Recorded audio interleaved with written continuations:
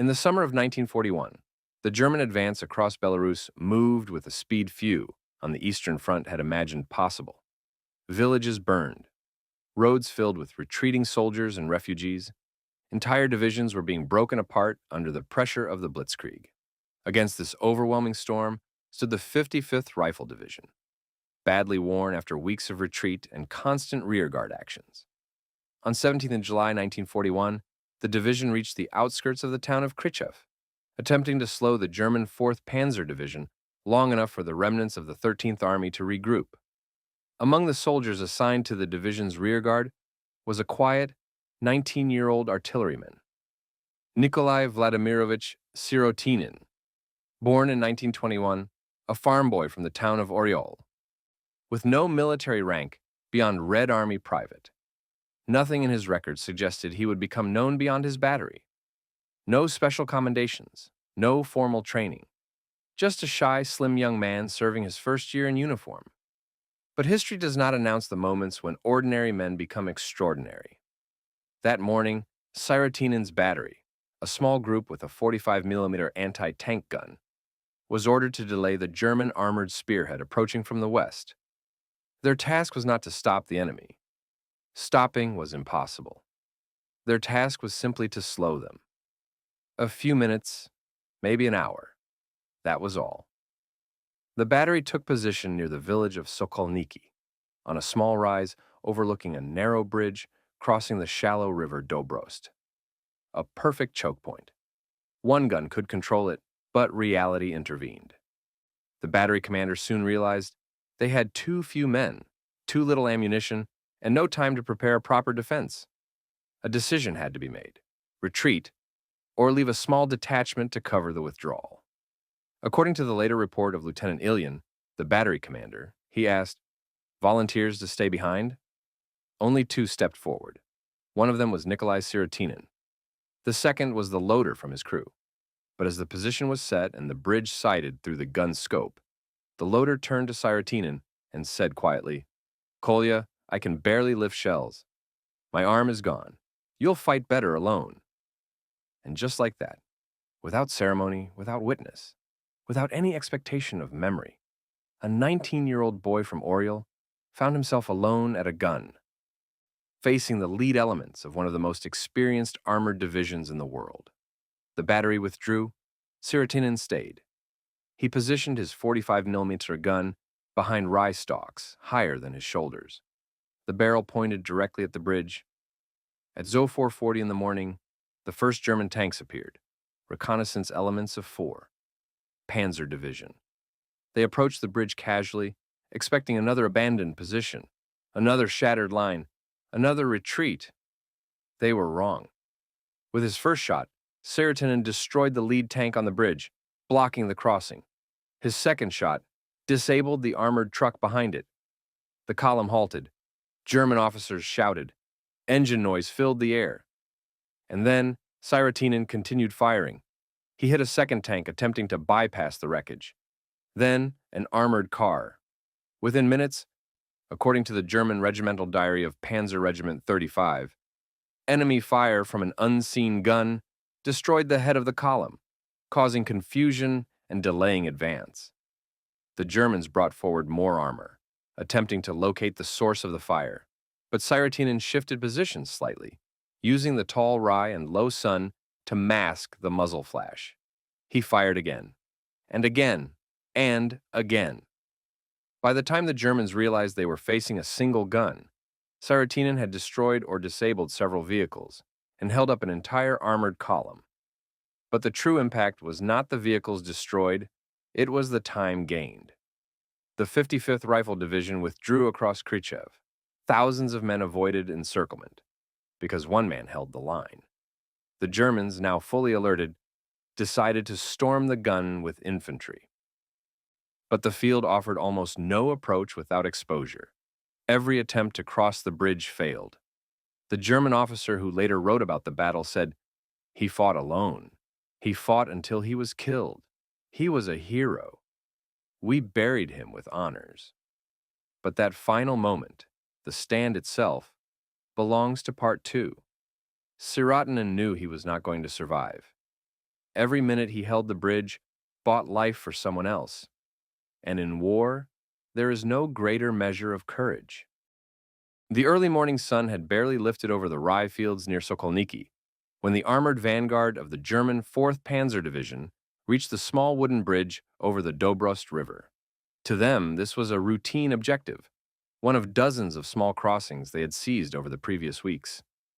There was no reason to expect a fight, but in the rye field overlooking the bridge, a 45mm anti-tank gun lay silent, its crew reduced to a single man.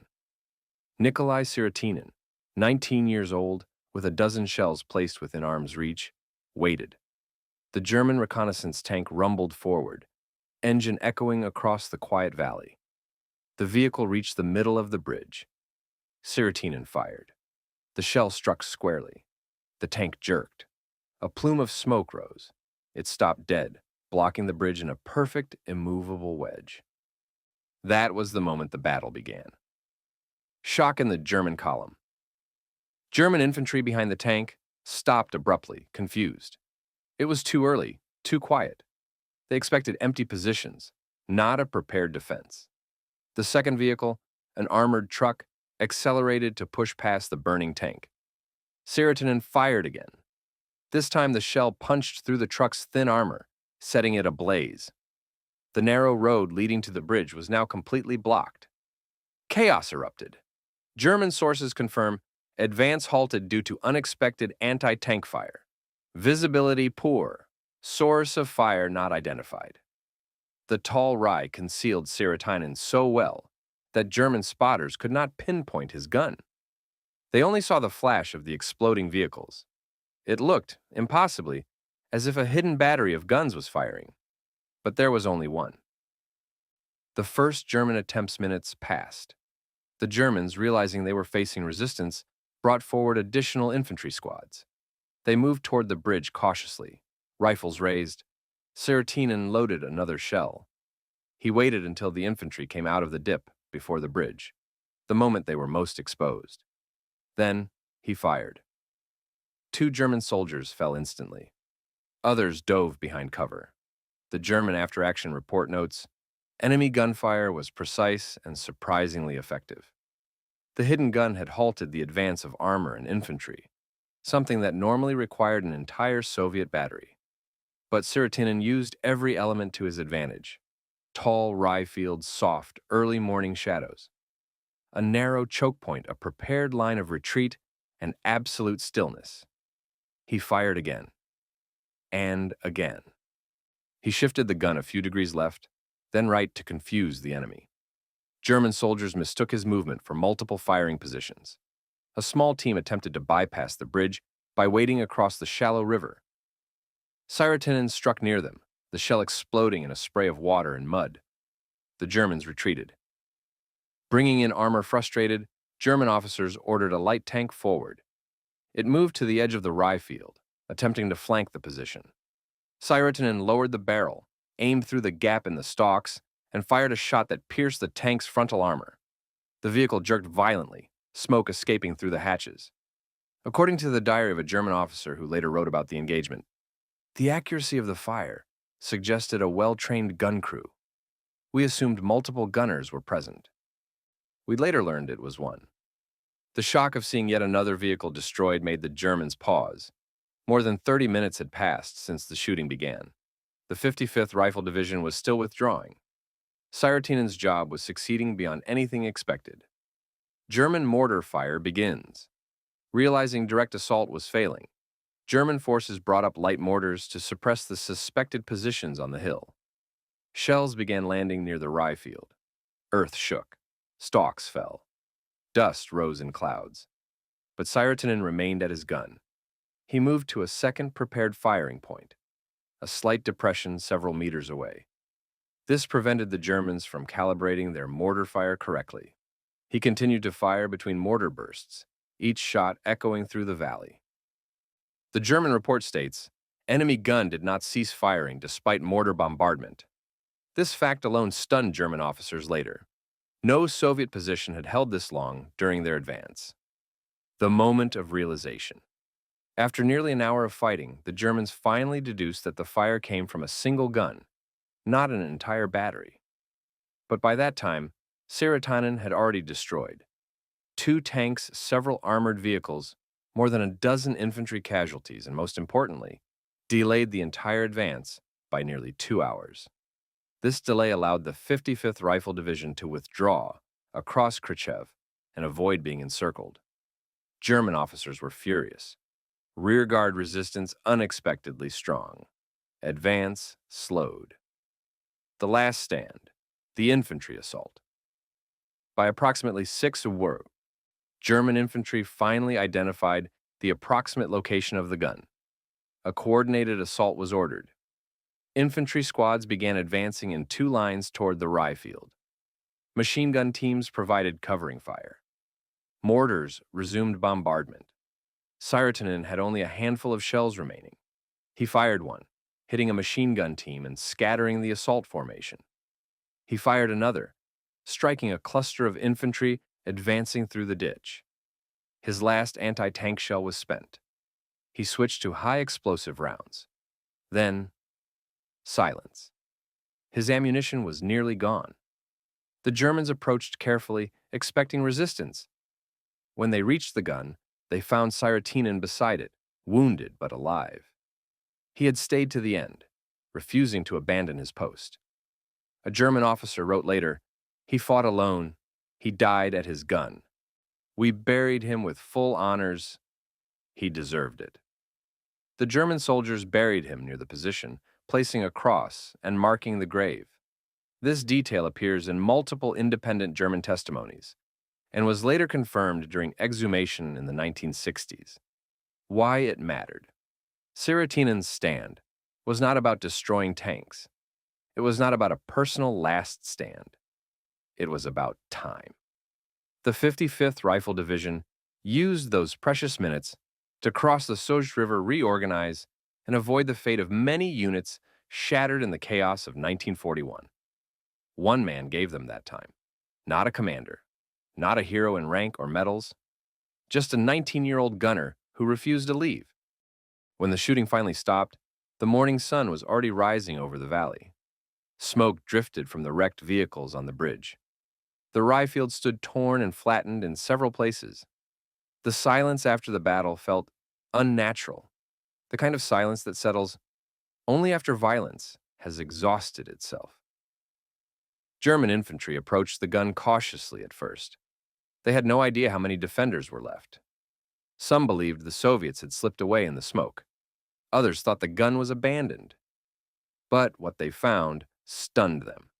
A single man, a single 45mm gun. No supporting trenches, no backup crew, no retreat path. Just a young Soviet artilleryman lying beside his gun, mortally wounded, his last shells scattered around him.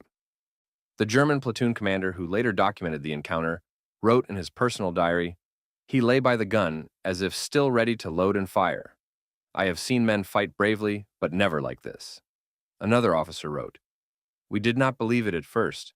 We thought more defenders would rise from the rye, but it was only him." For several minutes, the German soldiers simply stood there, silent, not out of pity, not out of triumph, but because they could not reconcile what they saw with what they had experienced. This one man had stopped an entire armored vanguard, a burial with military honors. German military tradition, especially among infantry and armor units, placed a high value on recognizing exceptional bravery, even in enemies. So, despite the chaos of the fast-moving offensive, the platoon commander ordered that the fallen Soviet gunner be buried properly. Several German soldiers dug the grave near the gun position. Others prepared a simple wooden cross. A few stood in formation. According to one account from Panzer Regiment 35, "We buried him with honors. He deserved respect, even from us." This entry appears in the testimony collected in the 1960s from a German veteran who was present at the scene. It is consistent with the style of German field burials for soldiers who displayed exceptional valor. The cross was marked simply, "Unknown Russian Gunner, 1941." Only later did Soviet investigators confirm that it was Nikolai Vladimirovich Syrotinin. The rediscovery of the grave. For decades, the grave remained unknown to Syrotinin's family. Belarus was a battlefield of movement, destruction, and constant retreat. Countless graves were never marked in Soviet documentation. In the 1950s and 1960s, local Belarusian residents who lived through the war began sharing their memories with search teams and military archives. Among the testimonies, they remembered a German funeral near Sokolniki. They recalled a single Soviet soldier being buried with honors. They pointed to a rise near the bridge. They spoke of German soldiers standing quietly before leaving search battalions began looking. In 1960, during exhumation work near Sokolniki, a grave was found that matched the description, buried carefully near a known defensive choke point with remnants of uniform and gun tools, next to fragments of a 45mm anti-tank gun carriage. Archival cross-checking with the 55th Rifle Division's casualty lists identified the fallen soldier as N.V. Syrotinin. This was the first official Soviet confirmation of his death and his last position. The German account that changed everything. The most remarkable part of this story is that Syrotinin's final stand became truly known only because German officers wrote about it. The Soviet documents of 1941 contained almost nothing. The chaos of the retreat swallowed countless details, but the Germans, astonished by what they witnessed, preserved it. A German officer, often identified as Oberleutnant Henfeld in later Soviet publications, though the spelling varies, recorded the battle in his diary. It was the bravest soldier I have ever seen. His notes described the blocked bridge, the destroyed armored vehicles, repeated German attempts to flank the position, Syrotinin's refusal to withdraw the final infantry charge, and the burial. Another German veteran recalled during a post-war meeting with Soviet delegates, "If every Russian soldier had fought like him, we would never have reached Moscow." These German documents were preserved, translated, and eventually incorporated into regional historical studies in the Mogilev and Orsha archives. Why the story stayed unknown for so long? There are several reasons Syrotinin's stand remained largely overlooked for decades. 1. 1941 was a year of massive losses and chaos. Entire armies disappeared. Dozens of heroic stands were undocumented. 2. His unit, the 55th Rifle Division, was nearly destroyed soon after. Records were incomplete. Commanders were killed or captured. Reports were fragmentary. 3. No Soviet witnesses survived the immediate area. The battery had withdrawn. Syrotinin was alone. 4. Soviet historiography post-war focused on major battles. Small unit heroism, especially individual stands, were often overshadowed by large operations. 5. The strongest accounts came from German diaries. They only became accessible to researchers in the 1950s-60s. Only through painstaking reconstruction, archival digging, and cross-referencing with local testimonies was the full picture restored. Syrotinin's family learns the truth. Nikolai's mother, living in Oriel, received the first official notice of her son's fate only after the war. A standard missing in action letter. She had no idea what happened to him, no place to grieve, nothing to hold on to but silence. It was not until 1965 that she learned from local historians and search teams that her son had fought alone, had stopped, a German column had been buried by German soldiers, had been honored by the enemy for bravery. According to surviving letters, she cried for days. In one interview, she said, "He was quiet. He was gentle. I could never imagine he would stand alone. But if he did, then he must have believed he had to." A monument was later erected in Sokolniki in his honor. Historical importance. Syrotinin's stand did not change the course of the war. It did not stop the German advance. But it did what it was meant to do. It bought time. Time for a division to retreat wounded soldiers to be evacuated artillery, to reposition commanders, to establish new defensive lines. In war, 10 minutes can save hundreds of lives. Syrotinin gave far more than 10. The decades after the war were filled with reconstruction, not only of cities and factories, but of memory itself. Millions of stories had been swallowed in 1941 by confusion, lost archives, destroyed headquarters, burned communications logs, or the deaths of entire units. It was in this atmosphere, in the early 1950s, that the name Nikolai Syrotinin first resurfaced. Not from Moscow, not from official Soviet channels, not from his division, which no longer existed in its original form. It resurfaced from the countryside of Belarus, from people who had lived in Sokolniki in 1941. Old villagers remembered the battle vividly. The column of German vehicles halted at the bridge, the fire from the rye field, the sound of explosions, the German soldiers gathering silently afterward, and a small, solemn burial. One woman told search officers, "They buried him like one of their own, quietly, respectfully. I had never seen the Germans do that before." This testimony matched the pattern of German field burials for opponents they admired, extremely rare, but documented in several instances across the front. Search teams began cross-checking casualty reports from the 55th Rifle Division. It did not take long to find a match. Syrotinin NV, missing in action, 17th of July, 1941. That was the beginning of the historical restoration. Reconstruction through German records. In the 1960s, Soviet historians gained access to some translated German documents from the early war period. Among them were fragments from the war diary of Panzer Regiment 35, including the now famous entry describing unexpected resistance at the Sokolniki Bridge, a hidden anti-tank gun, multiple vehicles lost, and the burial of a single Soviet gunner. A post-war testimony by a German veteran matched this exactly. "The gunner delayed us. He hit our tanks one by one. We never saw his crew. When we found him, he was alone." These accounts align so precisely with Belarusian village testimonies that historians quickly recognized they were describing the same incident. This rare convergence, Soviet loss lists, plus German operational logs, plus local witnesses, plus battlefield evidence, made Syrotinin's stand one of the most reliably reconstructed small unit episodes of early 1941, the monument and official recognition.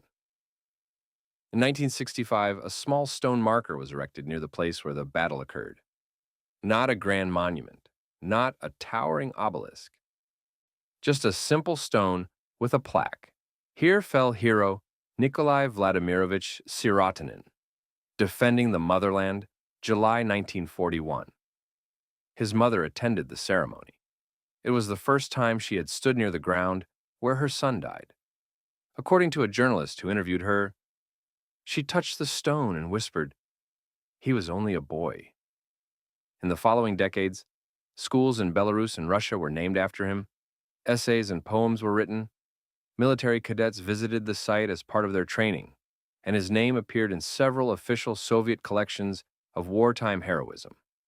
But even then, his story never became widely known. It remained a quiet chapter in the shadow of much larger battles. Why his story matters. Today, historians emphasize 4 reasons why Syrotinin's stand is important. 1. It is one of the best documented individual last stands of 1941, because German and Soviet testimonies match, extremely rare. 2. It illustrates the human scale of delaying actions.